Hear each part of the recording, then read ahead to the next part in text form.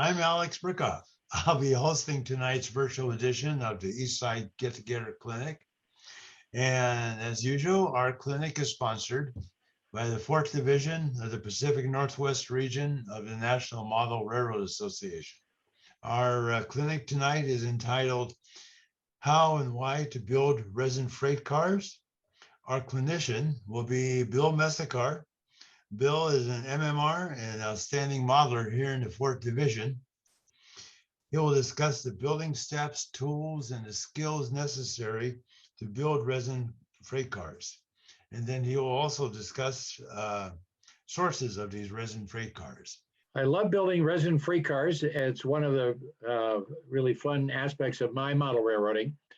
And this is kind of a modeling genre that's grown fairly significantly in the past 30 years.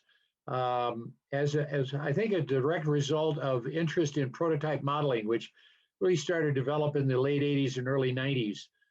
Companies began producing small batches of resin cars, mostly freight cars. There's some passenger cars. Well, let's talk a little bit about why, because a lot of these reasons are the reasons people began producing them. Why build resin freight cars? I'm going to go through, talk about that a little bit, so I won't talk about that totally right now, but why would you want to build those? I want to talk about the skills needed and the tools that are needed and available, and then actually go through the building steps, and then at the end talk about where to find these cars. There's quite a few producers that are producing a lot of cars. So let's go on and talk about why build resin freight cars. Well, first of all, they are prototypically accurate, and maybe 20, 25 years ago, this was more of a benefit than it is today. Many of the freight car models that are now produced are prototypically accurate, not necessarily in all of their paint manifestations, but there's also a very wide variety of freight cars. I'd say 25, 30 years ago, about the only paint cars that were readily available were Atherns, and which were painted for everything and were inaccurate for virtually everything other than the SP 16,000 gallon car. So I still cringe when I see these 3 lines of rivet on a single dome car that you can tell an old Athearn tank car. But there were not that many refrigerator cars, prototypically correct. Athearn had one, but it was only accurate for PFE. So there's a wide variety of cars that are available, and particularly unique cars. Maybe nobody's ever produced this particular model of this depressed center flat car on the Penzi, or nobody's produced this particular model of the Santa Fe. There's far more cars available than will ever be mass produced. So this is a good way for someone like myself who is interested in different Santa Fe classes of cars that I'd like to round out my Santa Fe roster with. So most of my flat cars are resin kits because there's only one Santa Fe flat car was produced by Intermountain, and that was after Sunshine produced a model. So it's not unusual for the resin car maker to produce a kit, and then 5-10 years later for it to be mass produced by Intermountain or some of the other the companies that produced freight cars. So you get prototypically accurate models, you get a wide variety of freight cars. I think for me, it's very enjoyable and satisfying building those models. So, and it's very rare now to see, there is a company that will produce kits, undecorated kits to produce. I mean, that used to be the standard back in the 90s, but now it's extremely rare to see kits available in any substantial quantity. So I enjoy building models. I enjoy putting those kits together. Again, they offer unique equipment that you're very unlikely to ever find in a mass-produced area, and it certainly has developed my modeling skills now in a lot of areas, like how to get couplers mounted at the right height, the different truck varieties that I never really paid any attention to until I started building resin cars. So there is a lot of benefits, I think. If you enjoy building models, this is a great way to do it. So the skills needed, the first is by far the most difficult for guys, and that is read the instructions. That's very, very important for a couple of reasons. The construction steps and the order in which they're done is very important for these cars. There are other ways to do it, and you'll learn what those are. But many of the kits will offer various options within the kit to produce a different prototype. And so you need to have some idea of which particular prototype, which particular car you want, and what features it needs to have, and when to put those features on. So that's about the only set of instructions I actually read, and I would go through those several times, and then I carefully mark off, in my case, when I've completed a step. So, or if I've left something incomplete that I'm going to do later, I mark that on my instructions. Drilling and tapping to install couplers and trucks, important. So you'll need a tap set for that. That's pretty standard. Painting, and you probably would, you'll get a better result with an airbrush. You can use a rattle can. The paint, especially the model paints now that come in, like Tamiya and so on, are much finer quality than they were 20 years ago. But so that, but an airbrush, it's hard to beat an airbrush. And you can mix your colors and so on. So I have a Badger airbrush that I've used forever. In fact, I have 3 of them.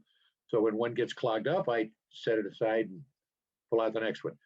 And then decaling and all the methods for decaling and lettering the model to be accurate for what you want. You can, in my case, modeling a Santa Fe, I have to pay attention to lettering schemes and so on, because cars were there a number of years and they changed schemes, and I want to represent them the way they probably looked in the early 1950s. Anyway, and then weathering. There are many, many, many styles of weathering, from airbrush to chalks to pan pastels. I've really fallen in love with pan pastels, but I think just a light weathering, or you'll see some cars I show you have a little bit more. It's up to you what you like, but I think it really adds a nice look to your car to get into that. Tools needed, and this is a pretty standard set. The number 5 one on the super glue ACC is the key here. This is how you put the car together. I've never successfully tried any other. You could tack with some other glues, but ACC works, and it needs usually some reinforcing, which I'll talk about in a little bit. I talked about the airbrush. Car weights, load up on car weights.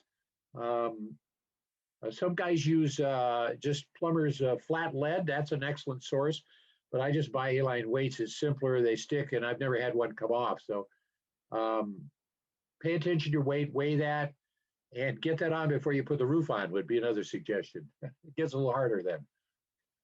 Different ways to sand. So square is very important because in most, used to be all kits. Now some of the kits are starting to do one-piece bodies, but all the kits you find that are more than a couple of years old will be flat kits, and getting those sides and ends to square up is important, an important step. Okay, when you start your construction, you want to inventory your parts. You want to make sure, and this is where you work with the instructions. This is by far, to me, the most challenging part of doing resin kits, because I've never seen a kit yet that gives you what an Intermountain or the other manufacturers do, where they've cross-referenced. You've got a sprue, you have a part identified specifically. When they talk about the Duryea underframe thing, you have to go find that in your box and sort of kind of look at that, look at the photos, and try your best to see where that part is and how it's going to attach. I mean, some of the stuff is obvious, ladders and so on. In some of the early Sunshine kits, they cast the ladders, so you don't want to deal with that. You can buy all the ladder stock you need now from other companies, and so most on the older kits, they used to actually just give you wire and a little thing, a little tool to form your grab iron. So you don't want to mess with any of that. So let's go through the steps. Once you think you've got a pretty good idea about the instructions and you're satisfied the decals are there, all the parts seem to be there, and you don't want to you're buying a kit secondhand, you sort of don't have any choice. But the current manufacturers, they'll replace things and look and make sure that the sides are not badly warped. I found some warpage, not too much, in a number of kits, and it's relatively easy to take out. There's some ways to do that. You want to remove the casting flash from your parts when you're starting to assemble. Some guys wash their parts in order to remove the mold release. I've never done that, and I've never had any problem with my kits, either with painting or assembly. But some guys swear by putting them in a box of soapy water and then air dry them, or wash them and air dry them. If you want to do that, fine. I didn't find it was that useful. So the first step, if you don't have a single unit piece of the car, is to build a car box. And I think I'll talk about that. I've got another slide. I'll show you what that involves. Then build a floor with underbody detail. And I very much like to build a floor separate before attaching it to the car body. Generally, I put, again, I'll cover that when I get to the car body. Yeah, drilling and tapping for trucks, that's a very straightforward process. You want to make sure you've got plenty of the right screws for trucks and couplers. Car weights, then fit the floor, and sometimes that'll involve sanding the floor. If there's a slight gap, nobody's going to look up the floor and see that, so don't worry about it. But I'll talk about how to avoid any problems in seating your floor at the right height. That's really critical.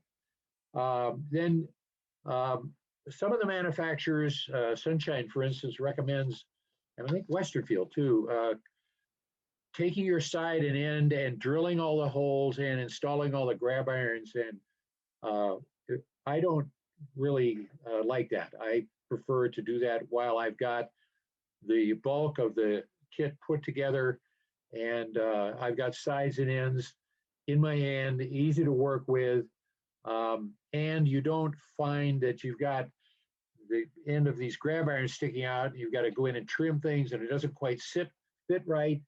So I would encourage you to install the the ends and sides together, build a box, detail the floor, and also put the coupler pocket on. That's a perfect way to adjust the height of the floor in the car. And then complete the sides and ends with grab irons and ladders, unless you're painting those and installing them later. Then build a roof separately and install the roof, and it should fit. You may have to take a little bit off the edge on the underside. And again, if, as for instance, on my Santa Fe refrigerator cars, it has a black roof with orange sides, black ends. I'll paint the roof, build it, and paint it separately before I install it. And then it's easy to mask off and paint the sides separately, and then decal. So that's the steps I follow when I build it. Here's an example of a flat kit a flat Westerfield kit. I think, yeah, this is a, I'll show you the finished IXE, the reefer made out of this this boxcar, this outside two-side boxcar. So that's a standard type of kit from Westerfield. Almost all the stuff you see at swap meets, Westerfield's been around a long time, and I'll talk about that some more. And so they're very common kits to see at swap meets. Newer ones, not so much. And you can get good deals on them, $10, $15, $20. They're going for a lot more than that now. So here's an example of a Sunshine model. I think it's a Sunshine, I wouldn't swear to it, but anyway, one where I have built a box. And you can see how I've put in some styrene bracing on the inside. I think it's 080 square or something like that. That really is great for reinforcing, and it's not a problem to drill through that. And you can see the sides are pretty parallel there, so that's good. If they're not, there's three ways that I know of to get them fixed. The first is turn your oven on to under 200, then turn it off, and get a flat surface and put your side on there with some weight on it. I've got some flat weights, and leave it for about 10 minutes, and it should straighten it right out. Another way, if it's not worth that effort, is you can put some horizontal. I take like 040 and about half-inch wide and cut a horizontal strip and ACC that to the side of the car, and that straightens that out. Do it below the roof line, obviously. And then you can also add cross beams to, particularly if there's a little sag near the door, just to straighten that out. Put that below the level of the roof line as well. Then build a floor underbody detail. And again, I do it separately. It's just so much easier to drill horizontally through cross members. And pay attention to the, find all the photos you can of the underbody. This is an area where you can't have too many photos. And remember, you're doing it upside down. So I've done more than one car with it backwards. So pay attention to this. This is probably the most difficult step. The rest of it's very straightforward. Here's a K-brake underbody, an outside braced boxcar.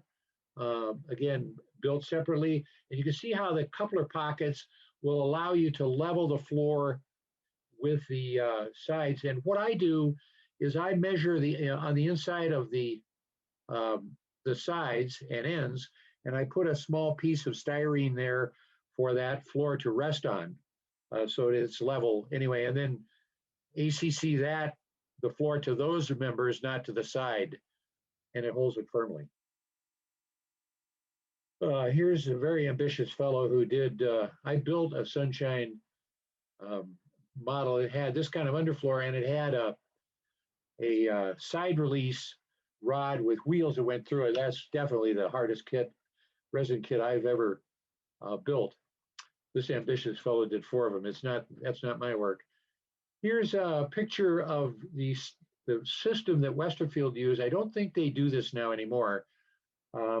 But the older kits, you'll find they've got these ribs, kind of like a balsa wood airplane, and then that beam down the center. And that does a good job of keeping your sides straight and providing a base for the roof, which is a 2-piece roof to rest on. And then it has half of the roof walk supports on each side of it. When you put them together, you have the roof walk supports, and you put the roof walk on top of that.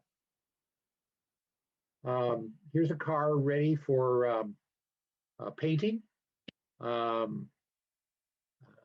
Obviously, take the trucks and couplers off, and depends on whether it's, it gets a single color or multiple colors. Makes a beautiful, beautiful model. Here is a car I built next to my icing dock. It's a Sunshine Models. It's a bit unusual for the Santa Fe, because the Santa Fe had all these the Intermountain produces is his car, which it rebuilt center beam reefers that were wood-sided with steel sides. But they bought several classes of all steel cars. This is an example, and I lettered it for the Grand Canyon line. I have a preference for that because that's the only train that runs on my layout. The only passenger train, through passenger train, that runs on my layout. So, okay, let's talk a little bit about where to get resin kits. Resin Car Works, Frank Padina, who's the owner of Resin Car Works, started it up, I would guess, maybe 5, 6, 7 years ago after Sunshine ended with the death of Martin Lofton. He had, along with some others, been doing patterns for Martin. So Frank started with this, I think, with this acid tank car model, because there weren't any acid tank car models. Now there are a number of, I think Katie just came out with one, but I know Tangent's got some beautiful models. So Resin Cars inspired other producers. So that probably isn't a model I'm going to make, but they do beautiful models. They are fairly quick to when they have stuff in stock. One thing about Resin Cars is there's not much marketing here. So it's not like Intermountain announces they're going to produce a new covered hopper or something and you get endless opportunities to pre-order it. It just sort of says, we've got these available, and they don't tell you they're only going to do 100 kits. So if you should, if you're interested in Resin Cars, there's not that many, keep looking at their website. This is what I did with a company called Yarmouth Model Works. They produced a Santa Fe boxcar that I hadn't seen before, and I ordered it. It took a little while, but anyway, Frank does beautiful work, and he has a blog with suggestions on construction. You can, and painting and weathering. So you can use the website to help you build cars there as well. They produce tank cars initially, then they've done box cars that aren't available, refrigerator cars.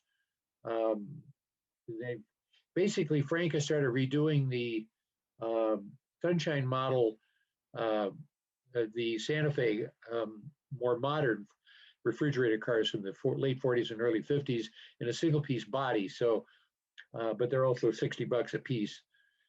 Beautiful guns and many different roads.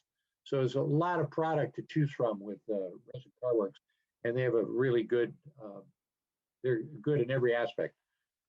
Here's a Westerfield. Westerfield, I think, is the longest, has been around much longer probably than all the rest of them put together. Al ran that company with his wife for years and years and years, and I'm guessing maybe 8 or 10 years ago, said he wanted to retire, managed to find somebody to buy it, who's now offering that stock and producing more cars.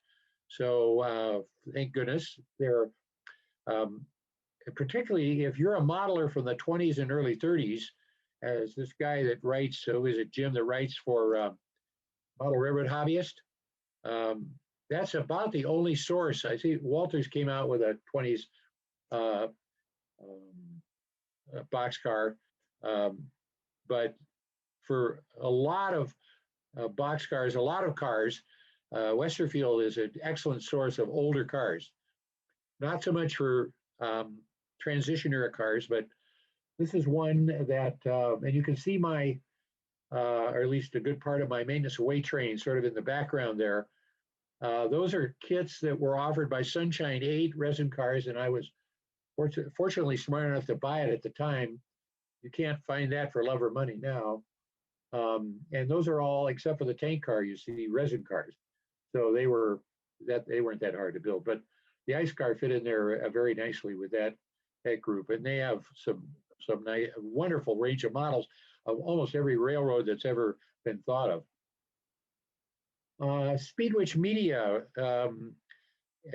connected with, I guess, run by Ted Coletta of the RMC Essential Freight Car Series. You guys remember from the 90s and early 2000s.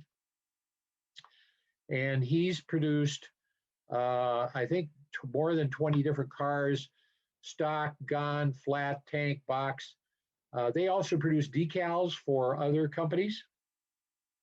Many of the companies, Resin Car Works and so on, will go to these companies to get decals. And they also have a long line of publications that I'm sure you guys are familiar with. Yarmouth is a Canadian, in fact, Ontario company, produces kits and quite a different line of parts. I think, and they have some, I think it's UP. I think they have a few passenger car things, they're head-end cars, if I remember right. But anyway, they mostly Canadian, a limited amount, 8 to 10 currently available. But again, most of the kits that these companies produced are not available new any longer because they're a limited run. So if you're interested, you want to, you can look online. They're surprisingly hard to find. Let's go to the last one, Sunshine Models. That's a kit that was built for me, but it's a beautiful model, fairly early in Martin's career there, probably mid-90s. And he also created a lot of resin loads, in this case, a Caterpillar tractor load that you could buy separately, and it was designed to fit on this car. And the guy who built that for me did that. Martin started that in the mid-late 80s and ran it until his death, I think in 2010. So those of us that love resin cars were heartbroken. Martin, a wonderful guy, very generous, very active in the railroad prototype modeler meets. I spoke in Chicago at one of his meets, and he would always pay me in multiple kits. So I got a lot of nice kits that way. Produced hundreds of models. There's a website. If you just go on to Google and type Sunshine Models, you'll come up with Jim Hayes' website. In fact, he's the guy that built this model. And he's got a scan of every set of instructions and all the prototype information on every car that Martin produced, I think. I've looked at all the Santa Fe ones, and I have copies of all those, and they're easier to find on eBay, but prices are going for $50, $60, $100 for these cars. One caution, the early group of cars that he did, I'd say up until mid 90s, he used a different material to cast. It's a lot harder to, in my opinion, to build a model out of that material. I shy away from that. And a number of the models, like a composite gondola, the Santa Fe boxcar, a number of these have been produced, stock cars, other things have been produced now in plastic models. So I saw a guy trying to sell a resin, a Sunshine composite gun that you could buy from Tishy for 10 or 15 bucks for $100. So I would have, be careful what you're buying. He produced mini kits, which I don't know that anybody else has done, kits where you can buy an end or ends or a side or a roof or something, or just an underframe, a piece to put on the bottom of the side to give it a different look. A rebuilt Santa Fe boxcar had that look. And you got a new class of car because it was identical to this car in every respect except for these little few parts. So, and he produced many, many resin loads. I've never seen those offered on eBay. They may be there, but I haven't found any. They're very hard to find. And the amazing thing about this is he must have produced, 100,000 kits. And I would bet you 5% have been built and the rest are sitting on guys' shelves. But they sit there. So they don't seem to get back on the eBay or come back in the market. They're very rare you find a large stock of these offered for sale. The key thing maybe in wrapping up on building resin kits, it's a great way to keep your modeling skills current. It's a great way to add a unique car to your layout. Let's say you're interested in the SP&S, and you want to find a gondola that it's very, look around, you might find a resin car maker who will make it, or he's already made it. That's a good way to do it. Andy Sperandio wrote, who passed away in 2015, and it was a wonderful Santa Fe modeler, wrote an excellent article on, it was in Model Railroader in February 2010, and I'm looking at it, and it's building resin freight car kits. And he has many pictures and a lot of good descriptions. So if you have access, or you have old model railroaders, you have access to the digital database, go in and print that and keep that with you for your resin cars. I used it for building the very car that he's got in the article, which was a raised side boxcar for the Santa Fe. So, and there's some other useful links. This will all be posted so you can find that. The blog I mentioned with resin freight car builders is very helpful. A lot of good information about every car they produce. Very helpful, how to paint it, questions that you have that you can get answered. So I think that's it. Alex, if there are any questions. Thank you very much, Bill. That was an outstanding clinic. Yes, there's a couple of questions that ended up in the chat box here during your clinic. One question was, are underbody detail parts included in the kits? Yes, it used to be that with the early Sunshine kits, you had to go in and carve the flash away from those. But now most of them are buying those parts, buying grab irons, buying ladders from other producers and packaging those. And that's the way the Yarmouth model that I just bought comes. So they're provided. The early kits don't have trucks. The later kits now have trucks and couplers. I'd say that's just in the last couple of years they've started. It used to be you never had trucks in there, but now they're starting to add correct trucks. I've got a question on painting. Sure. Once you've assembled your kit, I know you mentioned that you paint parts ahead of assembly, but you showed some models there that were unpainted. They looked like they were complete. Yeah. So other than taking the trucks and couplers off, how would you hold that to paint that with an airbrush? Well, let's take a Santa Fe boxcar model that I did a couple of years ago. Has a black roof and a black underframe, and I didn't paint that ahead. I just mentioned the refrigerator car because it's a little bit more complicated. In the case of the boxcar, it's relatively easy if you don't add the ladders until after you've painted the roof. So mask the sides and the ends, and then just paint the roof with assuming the roof walk is the same color. Otherwise, you're going to have to paint that separately. But you can. It's not that hard to mask. I use painter's tape, and you have to press it firmly to get a good seal. One of the tricks that somebody recommended to me and I've used is when you want to paint it with a tape on the side. Anyway, you just have to seal that tape very firmly so you don't get any bleed. But if you do get a very tiny amount of bleed, you can just use your paintbrush and touch that up. It's not a problem. So yeah, you just mask carefully and then paint. I guess my question, maybe I wasn't clear. How do you actually physically hold the car so you can get the airbrush and round in all the directions? Okay, so I have a Lazy Susan that's probably, you can see my hand so high, maybe 8 inches high, round. And I have a block of wood or something, and the car rests on that. And then I paint it, and then I turn the Lazy Susan. So I'm always pointing that airbrush where I want to be painting. So I never hold a car in my hand ever. Yeah. Other people, will use a little tool or something if you're going to paint the shell but I put the floor on. With a resin car, you really want to get the floor attached to the car because now you've got the car box. Now you've got a solid thing to work with, and then you can put the pieces on. So it's not that hard to mask it, and I use like a Lazy Susan to do that. Mhm. Thanks. Okay, there's another question here, Bill.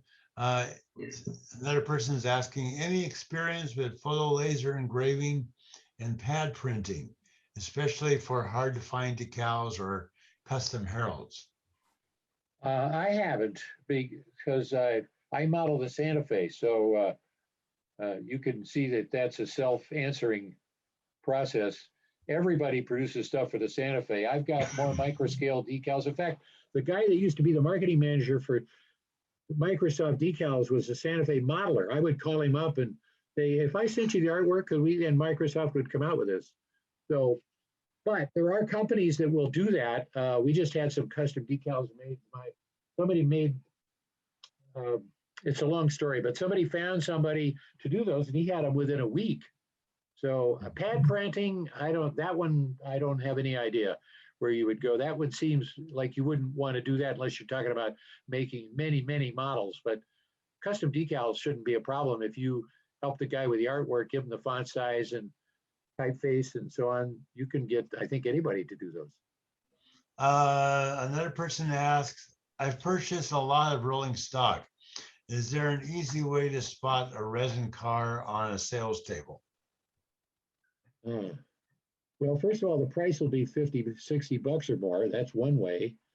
But if it's $5, you want to, generally, if you look at the underbody, you can tell immediately whether it's a resin car. I mean, a plastic car looks like a plastic car.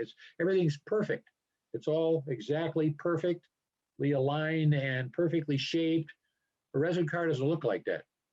That doesn't mean it looks bad. It's just that isn't the way a resin car looks. So I would look at the underbody if you have any doubts.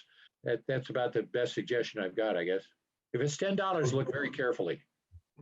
Definitely. I've seen if it's assembled and painted well, it's well over 50 or 60 bucks anymore. Oh yeah, you're talking 150. Exactly. Yeah, I'm, that car that I paid $45 for, that flat car, that's probably $170 car. I mean, the kits are going for 50 bucks, so it's well over 100 bucks for a built car now. And these old kits seem to rise with the same price as the new kits. The new kits are really, I'll say better. Just to be honest, they're better. They're better quality resin casting. They've got more parts included. You don't have to clean the flash off of ladders. So if you have a choice, for instance, now between a Resin Car Works Santa Fe refrigerator car and a Sunshine model car, if it's the same, go for the Resin Car Works. It'll probably be damn near the same price, and the kit is much, much better. The instructions are better. The information is better. If you can't find anything else, then you settle for the older one. But yeah, generally the resin car kits, once they're built, are better than brass in terms of their details, and they're dead on for the road you want, the model you want. And one other comment too, I've found, because I've got a number of resin cars that I've built and I bought, Tahoe Model Works and the new Katy, I think it's HGC or whatever trucks are wonderful on those models.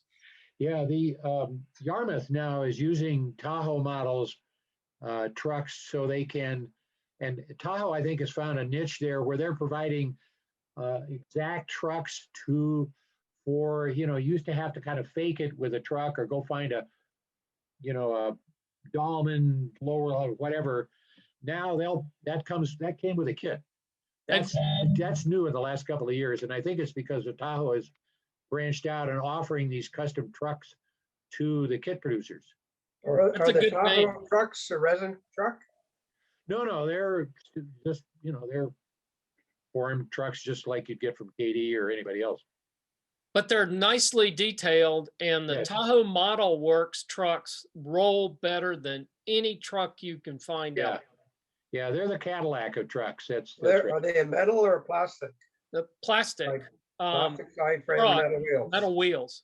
Yeah. You can get them in semi-scale wheels. Yeah, I had a friend build a Yarmouth CPR boxcar, auto box, and he said that the trucks that came with it, he said, were just superb. Delra, it's acetyl engineering plastic is what it is. Delrin and Celcon are two brand names for them.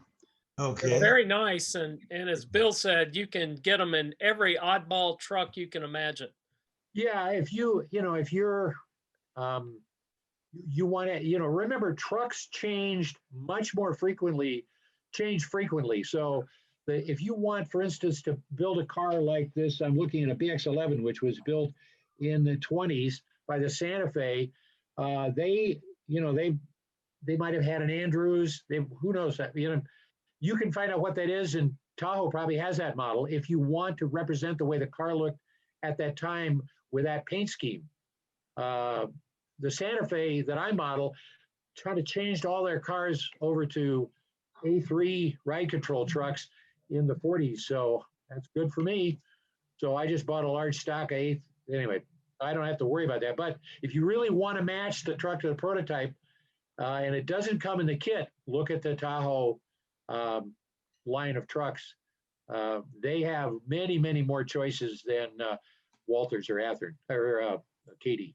Okay. Are there any other questions for Bill?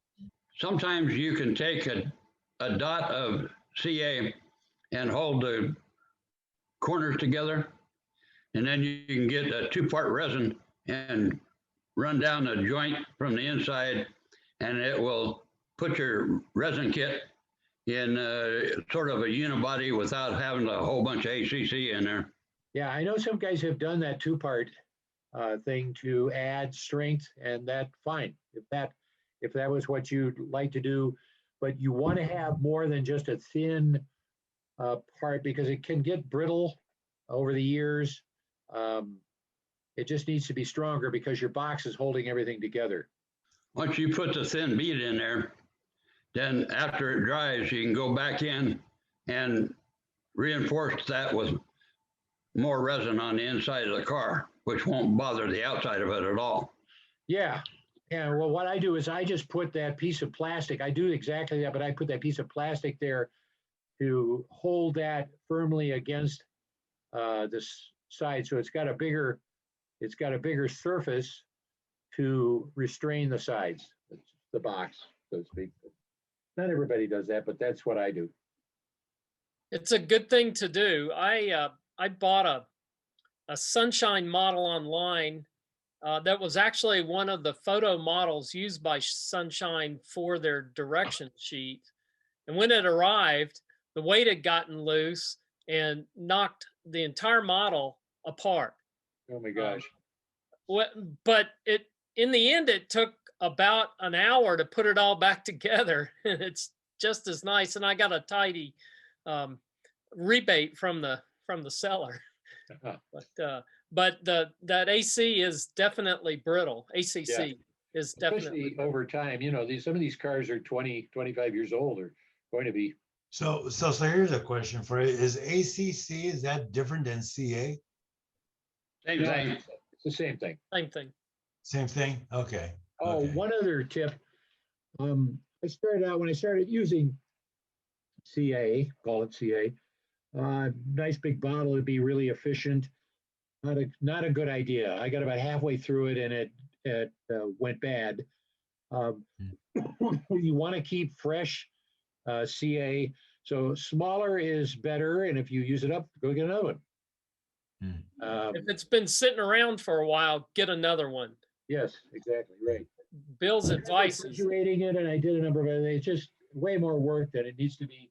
If I don't do anything for 3 or 4 months, I just throw it away and get it to go to Fred Meyer and get another one, or Home Depot.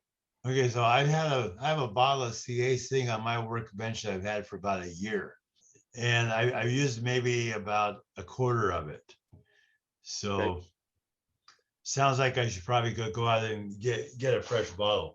You probably should, get the smallest they have. You pay $3 for it. It looks like I could get a quart size for $7. Don't do that. Just get a real small bottle and then keep it fresh. Okay. All right. Go buy these 1/4 ounce tubes, I keep mine, 1/8 ounce tubes. You get them 10-pack for like $5 at Harbor Freight Tools.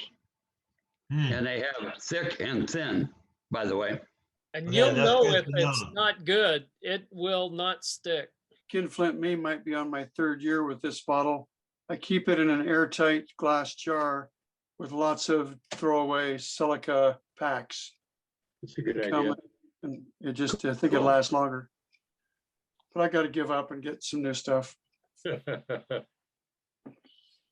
Okay, but that's about it. We'll see everybody later. Bye-bye.